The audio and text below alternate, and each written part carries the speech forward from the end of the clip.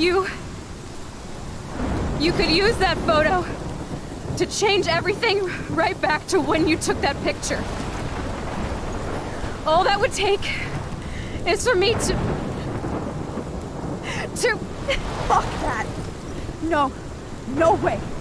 You are my number one priority now. You are all that matters to me. I know.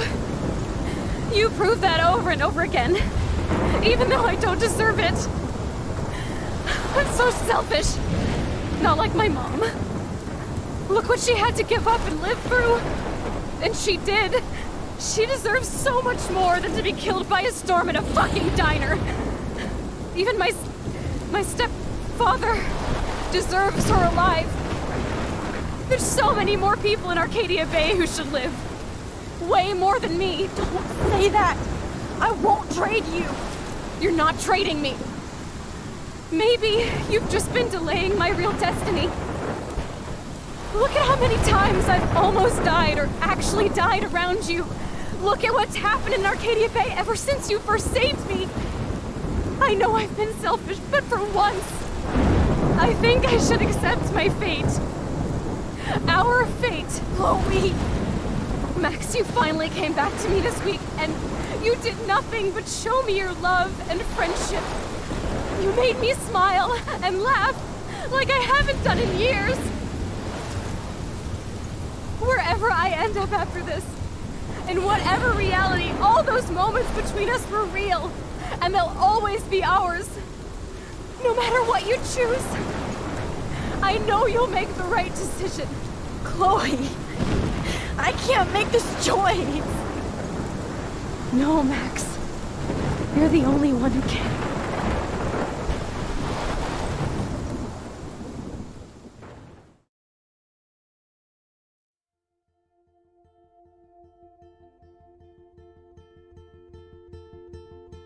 As Life is Strange garners new installments in the form of a prequel, a sequel, and side stories, the DNA of the series becomes more evident. Life is Strange uses a combination of supernatural elements and powerful interactive storytelling to underscore the social realities of our world.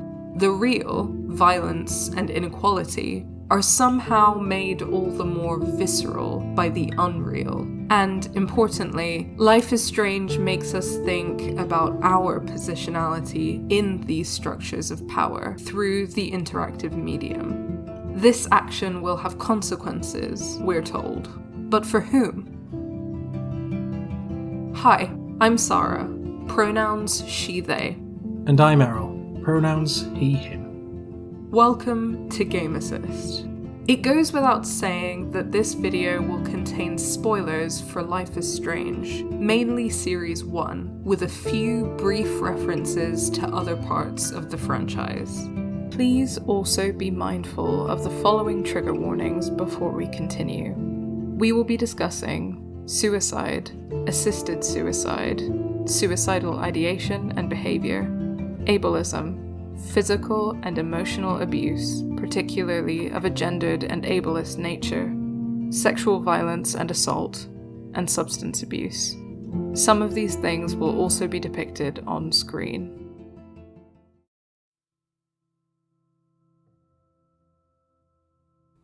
Before we dive in, we need to attempt to outline a few concepts and make a working definition for disability.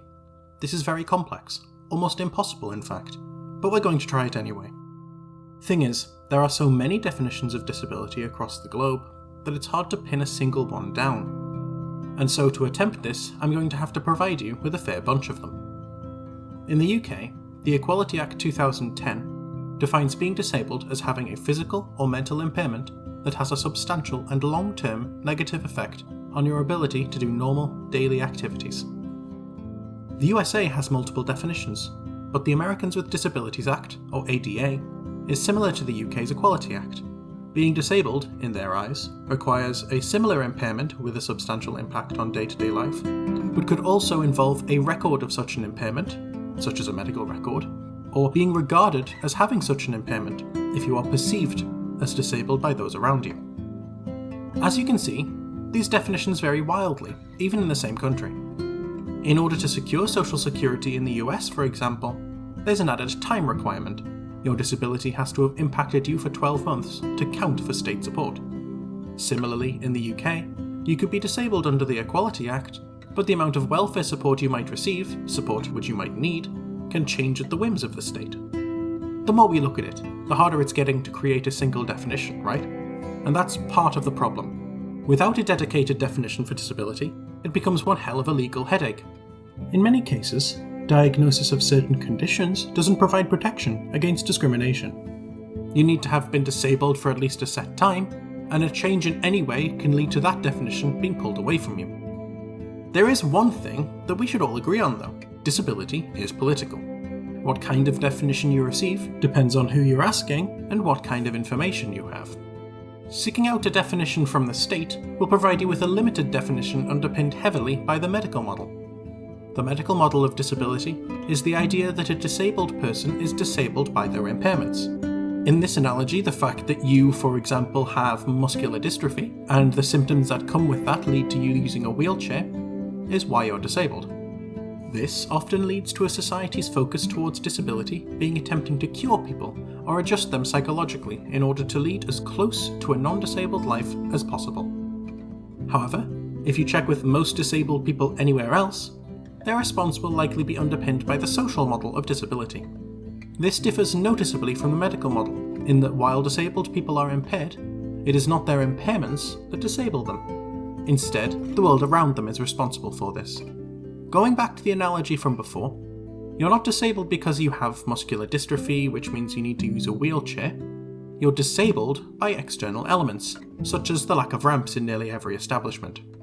This changes the focus of society from curing and fixing disabled people to ensuring that the world around them is built so that they can live their lives without being forced to overcome their impairments. Of course, there are certain conditions that are left out of the discussion. Mental illness is often left out of this conversation, arguably due to the gendered nature of disability. Mental health illnesses are often coded as feminine, as are certain chronic illnesses that are less physically prevalent. You'll likely have heard of the phrase, "If mental illness was treated like physical illness, people would actually care," or something along those lines. As someone with both physical and mental disabilities, I can guarantee you without a shadow of a doubt that this phrase is nonsense. Most spaces don't care if you're physically ill beyond something that can be fixed in their mind. You can blame the medical model for that, as well as the discriminatory idea that disabilities must be visible and present in a certain way. This idea only serves to deny mentally ill people things like support, the opportunities to join disability networks, and ends up leading to vitriol between groups in online spaces. So, now we've established that mental illness needs to be explicitly included in our definition, we can quickly tackle another element. Many people, including myself, subscribe to the idea that being neurodivergent also equates to being disabled. Others, however, do not. This, again, is partially due to how disability is viewed by a non-disabled, or abled, society. The language of impairment is pushed away, instead talking about difficulties or other variants of the word. Many mental health networks, consciously or not, do this too, and only end up pushing away disabled people with both physical and mental illnesses. Similarly, groups focusing on neurodivergent conditions also shun this language of disability. This doesn't help at all. Dividing these only makes it easier for discrimination to occur. As the state tends to control the identity of disability, and gatekeeping is prevalent across the board from both within and without communities, it's so important to change this and bring about solidarity when it comes to different long-term conditions. After all, is it truly possible to be protected by disability legislation if those around you don't think you have a disability in the first place? In order to make tangible, positive change for people with physical or chronic illnesses, mental health difficulties, or neurodivergent conditions, we need to recognise that the problems we face, are problems stemming from disability. Disability is not a dirty word. Considering it as such, while attempting to remove certain definitions and conditions from its umbrella, only serves to reinforce the taboo nature of discussing disability. The medical and social models are both important, but the latter aims more to empower disabled people, give them the tools to recognise and realise when their struggles are not their fault. The medical model has its uses, but is often mired with ableism that needs some significant changes before it can be useful. For example, attitudes toward addiction, particularly toward opiates, often leads to disabled people who need certain medication being denied it. With all of that in mind, here is Game Assist's working definition of disability and being disabled. Having a physical or mental impairment, a neurological or developmental condition, or any combination of the above, which, with or without official medical documentation, has affected you or will affect you in the long term. These effects may or may not include the necessity for medication or the requirement of specialized support, but may also include the effects of discrimination and exclusion by society. We'll be using this in more videos discussing disability, so if you have any thoughts on this definition, let us know. We'll appreciate the input, so long as you aren't trolling us. With that out of the way, let's get back to Life is Strange. In this video, we will be discussing how Chloe Price, like myself, probably has borderline personality disorder, or BPD for short. Checkpoint has already made a video laying out this argument in strictly medical terms, which we will link in the description below. In short, BPD is thought to develop from traumatic events in early life and to develop in late adolescence or early adulthood. Its symptoms can involve any combination of the following: intense mood swings, disturbed patterns of perceiving oneself and the world around them, impulsive behavior, fear of abandonment, and intense but unstable relationships with others. This can manifest in different ways, and BPD is often comorbid with anxiety, depression, and PTSD or CPTSD. The most common treatment for BPD is called dialectical behavioral therapy, or DBT.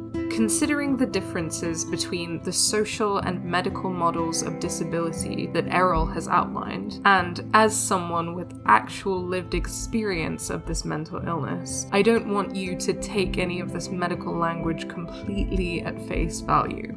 For example, it isn't necessarily true that borderline is more common in women than in men, only that it is diagnosed more often. When we understand that the patriarchal power structures in our society manifest in our medical system in particular ways, I don't think that this is a coincidence, considering our gendered attitudes towards anger and our society's issues at large with controlling women's autonomy over their bodies. It's also common parlance to say that people with BPD see things in black and white, which can tend to imply that we aren't capable of perceiving or understanding nuance. This is infantilizing at best and encourages already damaging and dangerous stereotypes about BPD at worst.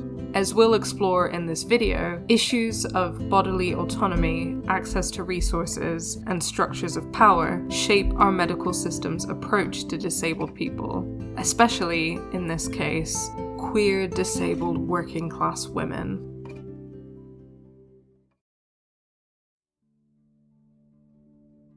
In Life is Strange, you play as young, awkward dilettante Max Caulfield, re-exploring your relationship with your childhood best friend, Chloe Price, who you haven't spoken to in 5 years. The last time Max saw Chloe, things weren't particularly great, especially not for Chloe. Her father, William, dies in a car accident, her best friend Max moves to Seattle, and said best friend stops talking to her when she needs it the most. All of this in the space of a few days. And this is without even addressing the complicating factor that these girls almost certainly have romantic feelings for one another. Understandably, when Max and Chloe meet again in strange circumstances, Chloe is upset with Max. As I've said, Chloe probably has BPD, she's definitely queer, and the game makes it painfully obvious that her family, ironically marked with the surname Price, are struggling financially. Specifically, Chloe's single mother Joyce works as a waitress in a diner, and her stepfather is head of security at Blackwell Academy. So Chloe is a queer disabled girl from a working class family, which makes it incredibly significant that her life, and indeed her death or deaths, are the crux of this game. The first of Chloe's many possible deaths is the catalyst in which you, as Max, are by some divine intervention given the power to rewind time. In Life is Strange, you have the power to decide whether Chloe lives or dies, not Chloe herself. This is quite literally the narrative crux of the game. There are several moments when Chloe can die, but there are two particularly significant instances where player choice is involved. The first is, of course, the notorious final decision of the game, a point of much contention and division amongst fans. The other you might have forgotten, because you probably wanted to forget. This is just shy of the halfway point in episode 4, in an alternate timeline. In this timeline, Chloe has a terminal respiratory illness, and she asks you to take her life by giving her a morphine overdose.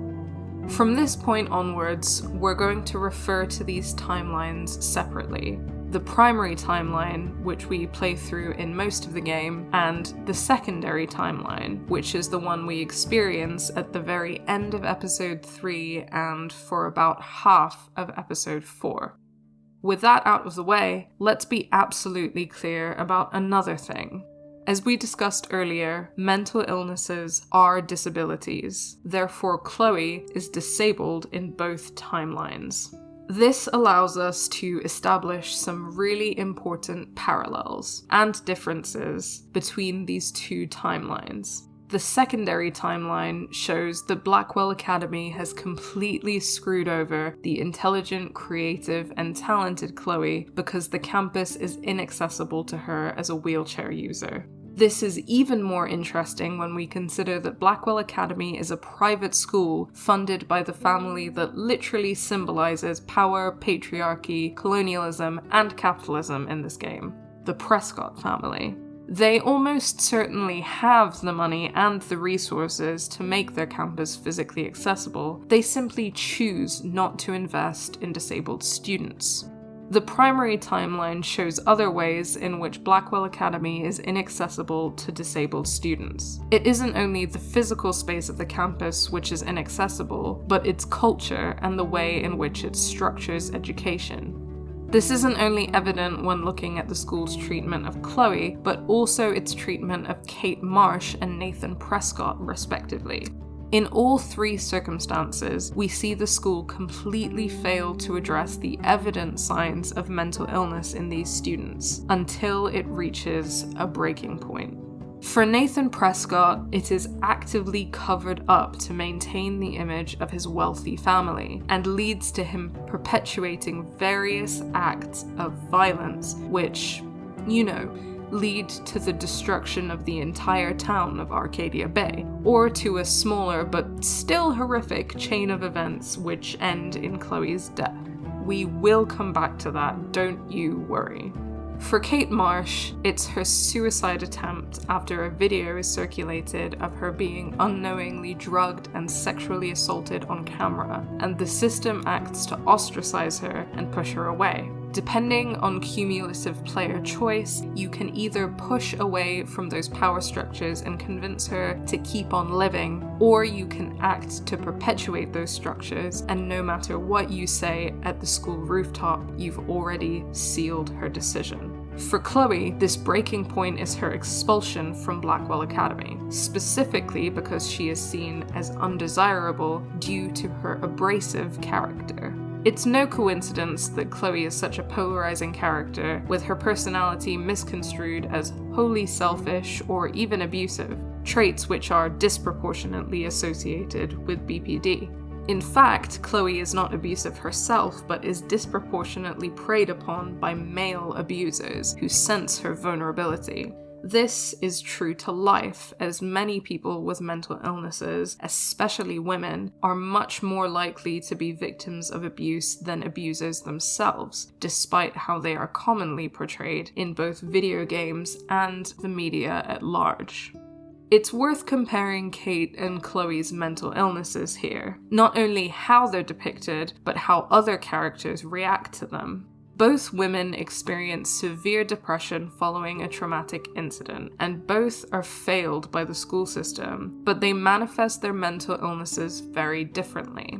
In Kate, it's more recognizable, even a bit heavy-handed. She can't look at herself, the blinds in her room are shut, and we are relentlessly reminded that she used to be positive. She used to draw colorful pictures. She used to play the violin every morning. It's easy to feel sympathy for Kate because she is the perfect victim. She doesn't, quote-unquote, do anything wrong. She only had one sip of wine at that party. She doesn't do drugs. She's a great student. She doesn't swear. She's even a virgin. Essentially, she's squeaky clean, and she absolutely, undoubtedly, doesn't deserve to suffer or to die. Chloe, on the other hand, she's a high school dropout and a junkie. She's angry and foul-mouthed. She can be rude, and her reckless behavior can be really frustrating. Chloe may not attempt suicide by jumping off a roof like Kate, but her reckless use of drugs, alcohol, and guns, as well as her clear carelessness towards her own safety, should be obvious indicators that she is suicidal. If not that, the note reading, "I want to die," scrawled and hidden away in Rachel and Chloe's hideout should be solid evidence at least. These are all manifestations of ill mental health, but because they fall into the realm of so-called scary and undesirable mental illnesses in women, many are reluctant to empathize. In all events, the institution refuses to take responsibility, but how they refuse to do so is heavily gendered. The traits that are seen in Chloe would not be reviled in a man. Many fans' vociferous defense of Nathan Prescott only confirms that in a man, abrasiveness is found attractive. While sometimes Chloe makes you cringe, she usually apologizes, and she definitely doesn't do any of the horrible, violent stuff that Nathan does. When Nathan is denied the help that he needs, he enacts violence on women. But this is clearly acceptable in our world, at least to a point when it becomes unpalatable for us. When Kate is denied the help that she needs, she attempts to, or succeeds in taking her own life, and is retroactively martyred by a society that failed her. Kate's clean image, once again, is all that's important to Blackwell. When Chloe is denied the help that she needs, her dirty image leads to her expulsion. Misogyny, yet again, rears its ugly head. And as we have illustrated, it intersects with ableism in complex ways.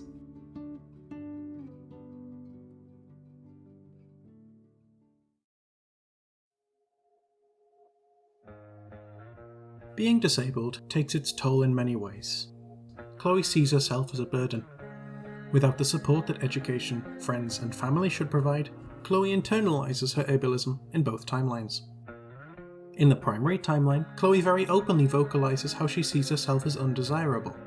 Max left her when she needed it most, the men in her life use her for their own purposes, and then the world transpires to leave her alone once again, taking Rachel away from her in an act of male violence. Her treatment by her mother and stepdouche, step-prick, oh for God's sake, stepfather, reinforces this sense of abandonment. While she may be trying her best to make ends meet and to be a good parent, Joyce is clearly making things worse for Chloe, and their relationship has been strained due to her dismissiveness. David, Chloe's don't even try it, stepfather, is outright abusive, with that abuse being ableist and misogynistic in nature, and Chloe's life and autonomy is heavily policed by him due to his attitude towards authority, an attitude which, as we've discussed before, does not change in the future. In the secondary timeline, all of Chloe's friends have abandoned her since her accident and subsequent impairment, and due to this, she never got the chance to meet Rachel, the person that she claims is responsible for saving her life in the primary timeline. In this timeline, her parents have also reacted to her illness very differently. In becoming primary caregivers to Chloe, they have become overprotective, taking away her agency by preventing her from performing basic actions, like taking her own medication by placing it in a location that is physically inaccessible to her. We can't be sure whether this is for reasons of safeguarding or of ableism, As we aren't aware of any prior suicidal ideation in this timeline, there seems to be no real reason to keep the medication from her, indicating that the ableist fear of opiate addiction may be the root of this decision. In a sense, she not only loses her friends, but her ability to manage her condition. While in the primary timeline, Chloe self-medicates with cannabis that she buys herself, in the secondary timeline, her parents, who act as carers, keep her medication from her, providing it to her not when she feels she needs it, but when they also agree with her. It shouldn't take someone else's second opinion when it's clear Chloe is still able to make her own decisions. Both of these medications are costly, and with that in mind, it's worth noting that being disabled is expensive, and this is evident in both timelines. In the secondary timeline, the prices are drowning in medical bills, thanks to the appalling profit-driven medical system in the United States. Don't think the UK is any better, we do see the Tories privatising the NHS day in, day out. In the primary timeline, Chloe's financial difficulty is directly related to her disability too. She's in debt to Frank Bowers, her drug dealer, because she's become heavily reliant on her self-medication. As we've hinted at before, disabled people are incredibly vulnerable to violence, and this is seen clearly in Chloe's situation. In the primary timeline, Chloe is subjected to violence from men like Mark Jefferson, David Madsen, and Nathan Prescott. This is as consistent a theme in the game's prequel, Life is Strange Before the Storm. In this game, Chloe is subjected to violence from the frightening Damon Merrick, as well as Elliot Hampton, Before the Storm's version of the deceptively nice guy Warren Graham. Yes, Warren and Elliot are the same brand of abuser. Warren is constantly asking Max out, refusing to take no for an answer, and consistently guilt-tripping her as a tactic to make her agree to a date. As with many other aspects, Before the Storm only makes many of the themes in Life is Strange explicit. But I digress. Violence towards Chloe in the secondary timeline is noticeably different, and far more subtle and insidious. As we've stated prior, her parents take her agency from her by taking her medication from her. To ensure she is unable to reach it, they place this medication in the upstairs bathroom cupboard, which Chloe is physically unable to reach. You may not think of small acts like this as violence, but it indicates, subconsciously, that they either wish to control her or do not trust her to make her own decisions safely. An unfair decision to make for someone with a noticeably shortened lifespan. She is clearly hurt by this lack of agency, indicated by her snapping at Max should you decide to leave without helping her make a decision that, as we'll argue later, isn't yours to make. And, of course, it's important to note that mental and physical disabilities are not mutually exclusive. In fact, they are often deeply interwoven.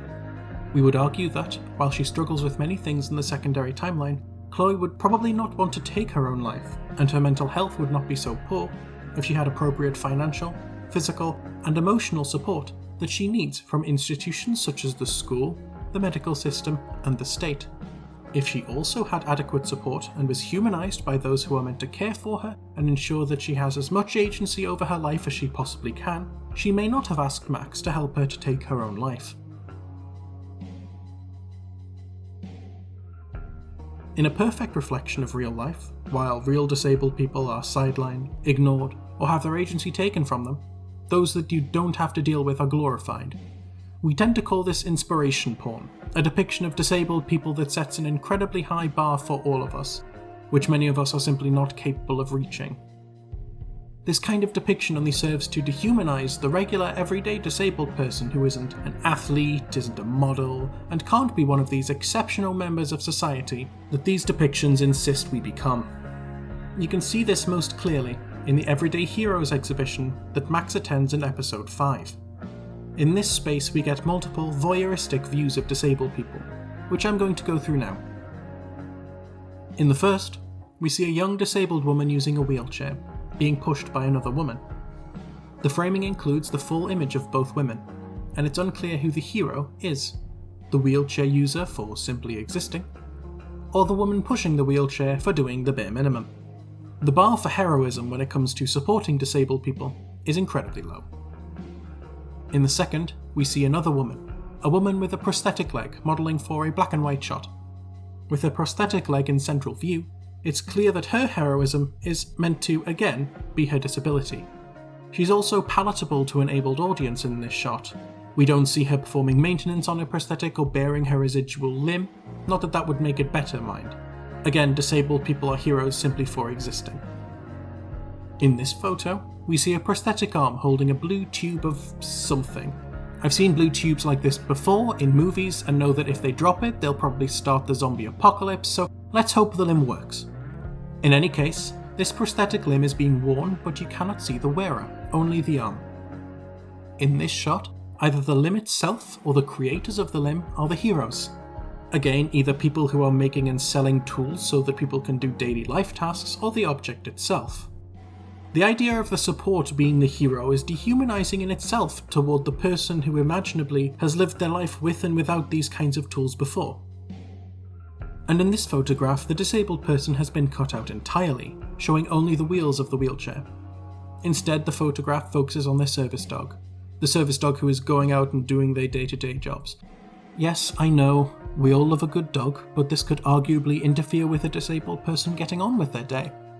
I also hope the photographer got permission from the person in the wheelchair to take that shot, as of all the images I've discussed, this is the most voyeuristic. All of these images remind me of when people record their generosity to the homeless or record themselves supporting disabled people and then post it on social media. It's not about the people in the shot, it's not about the people you are supporting anymore. It's about glorifying the person behind the camera. What makes all of this really damned amusing is the fact that to see all of this exhibition, you need to climb or descend stairs. There are no ramps or elevators. Adding to the voyeuristic nature of this space, disabled people are shown off to the public, but few of these physically disabled people could actually come and see it. Finally, we have Max's image, the only self-portrait, the only time the disabled, yes, disabled person is both subject and photographer. While some view her as judgmental, nosy, and otherwise cringe, it's important to contextualize Max Caulfield as someone who almost certainly has an anxiety disorder, with her inner monologue constantly berating herself and asking herself whether she's doing the right thing. In Max's case, she very rarely acts as a participant in life. As Juliet puts it, "You never talk, just zone out with your camera." Until the power she is given forces her to zone in. Her interest in photography is particularly interesting here, as it, normally, allows her to occupy the comforting, risk-free position of the observer. In this situation, though, she isn't just the observer. She is clearly in view of the audience. The image places herself as the everyday hero. And if that's how she sees herself in this image, good for her. Able people tend to see disabled people through this lens of heroism for just getting through the day. But disabled people tend to avoid this lens, as we know the intricacies of how difficult it is to manage it all. Taking pride in her own achievements is what sets this image apart. This isn't as voyeuristic as the prior images of disabled people. This is a snapshot into her own life, her own mind, and she views it as heroic. And you know what? I'll allow it.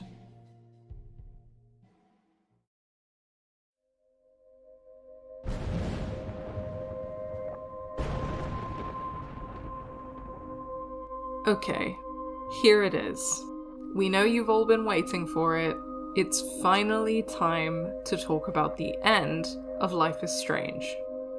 This ending has caused a lot of division amongst fans.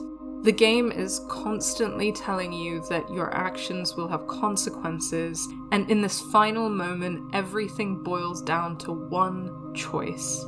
It can feel like everything you've done up to this point, all of the decisions you've made, all the thought you put into making and breaking relationships was absolutely pointless. None of your choices meant anything. Right?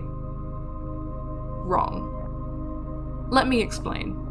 Arcadia Bay embodies America at large. We've already talked about how the classist, ableist US education system is depicted through Blackwell Academy, and I've alluded to the idea that the Prescotts represent patriarchy, colonialism, and capitalism. To expand, the Prescotts clearly embody capitalism as their wealth allows them to monopolize power, land, and trade in every corner of the town, from real estate to fishing. This power is passed down from the father, Sean Prescott, to the son, Nathan, whose after-school hobby, as Jefferson more or less describes it, is drugging and assaulting women. The game links patriarchal capitalism to the legacy of colonialism in the US in one particular instance, when a prophecy of the Hopi, a Native American tribe based in the modern-day regions of Arizona and Colorado, is seen in the bathroom of the Two Whales Diner in episode 3. Geek Remix does a great job of piecing together how the prophecy fits into the game in a video which we will link below. Here, it's clear that the symbolism of the white man and his legacy of genocidal violence, which in the first place was motivated by ideals of expansion in order to accumulate wealth, is embodied through the patriarchal lineage of the oldest family in Arcadia Bay, the Prescotts. In a way, this is a very beautifully executed depiction of the manner in which various structures of oppression are co-produced and interwoven. Patriarchy, neoliberal capitalism, ableism, and racism. Well, with a pretty fundamental setback. Racism is dealt with incredibly poorly in this game, to be honest. Native American cultures, symbols, and prophecies are reduced to props for a story with a majority white cast, certainly an entirely white main cast.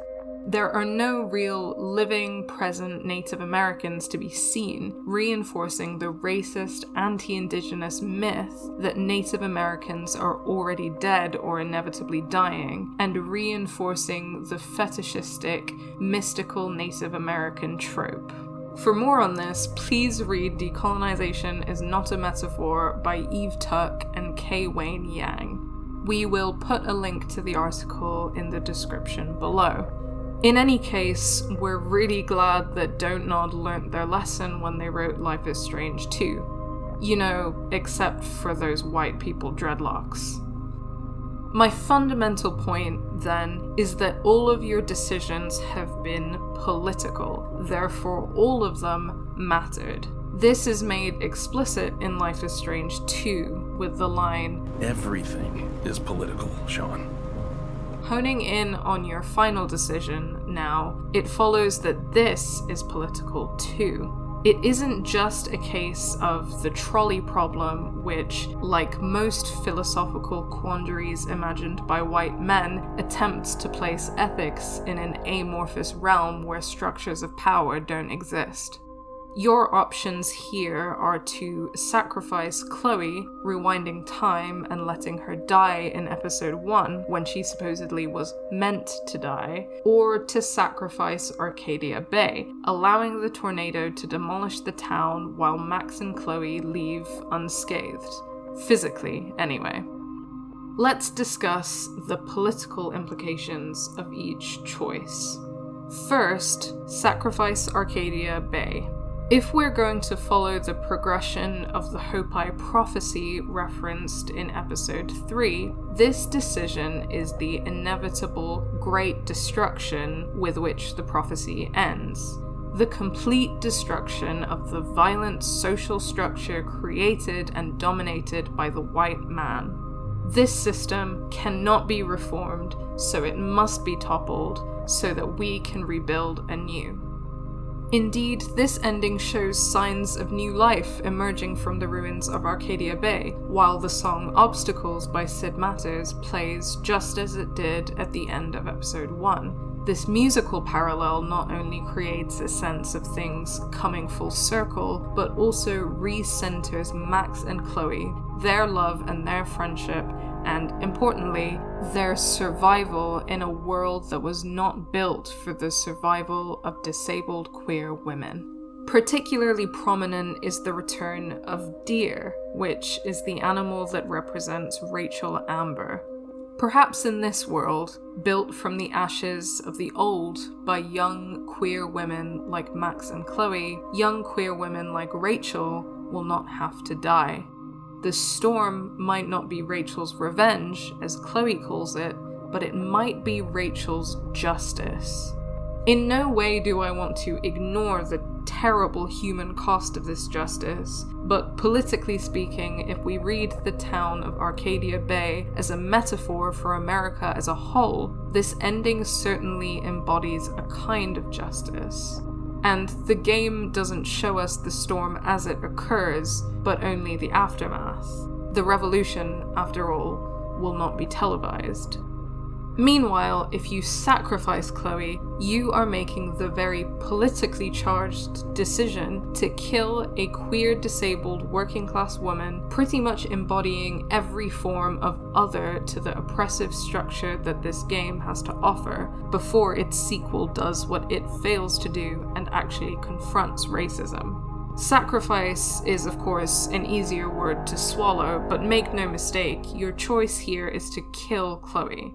This will become especially important later. So what do you kill her for? The greater good? Maybe.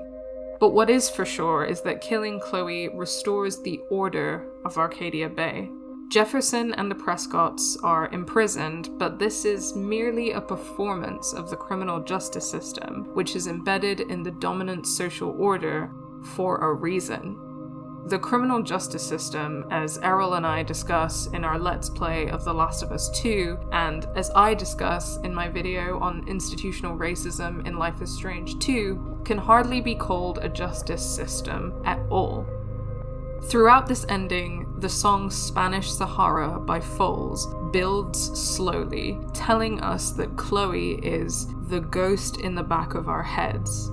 She is the ghost of the queer, disabled, working-class woman that you have killed. She is the ghost of all of the queer, disabled, working-class women that you are killing and will kill by preserving the dominant, queer-phobic, ableist, patriarchal, capitalist social order.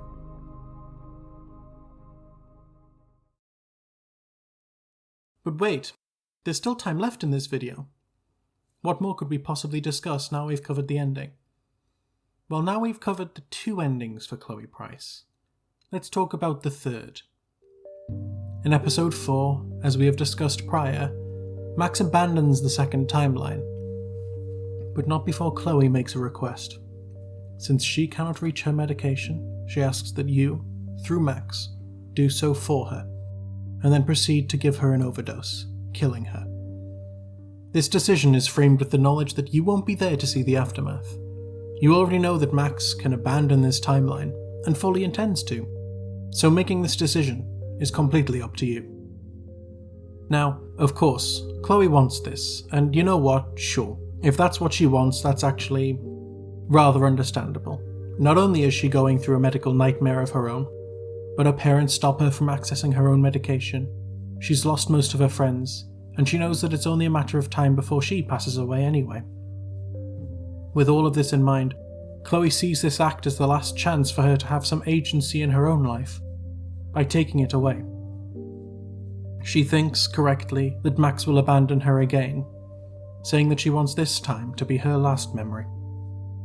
It's a bit of an abled saviour's dream, isn't it? You get to turn up, meet your friend who's become disabled, and who you've unknowingly ignored for ages, and then fulfill their last request.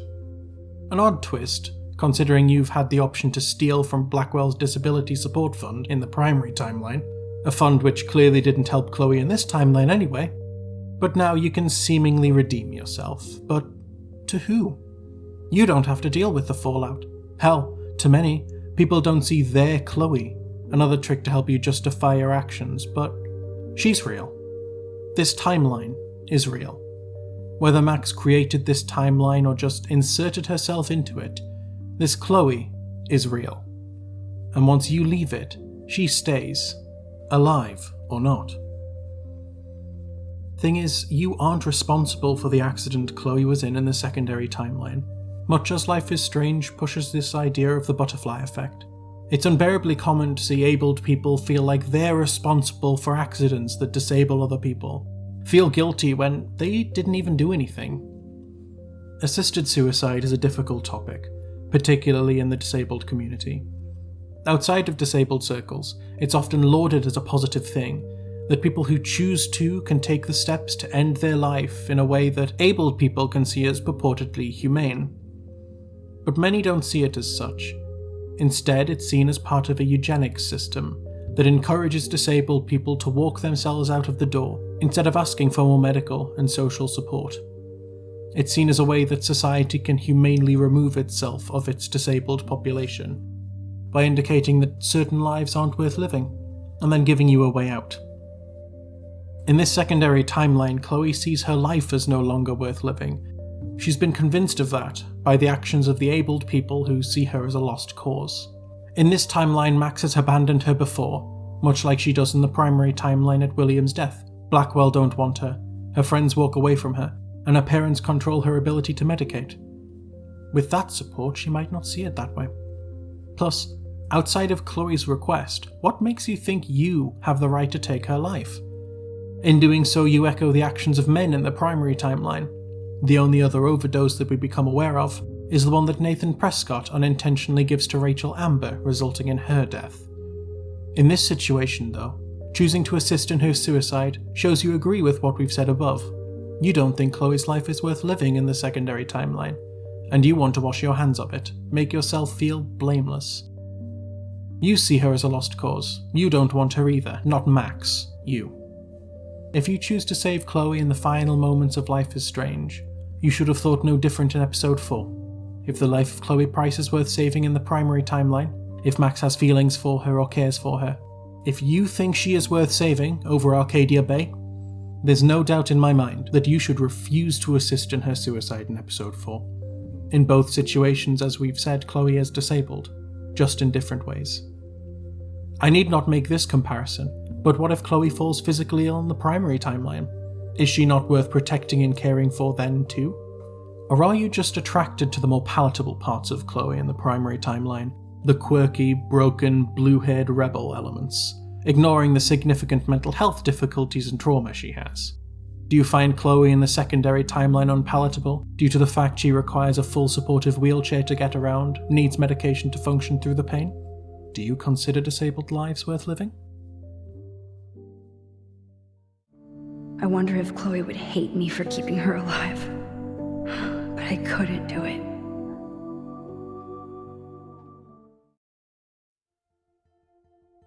Thank you so much for taking the time to watch this video.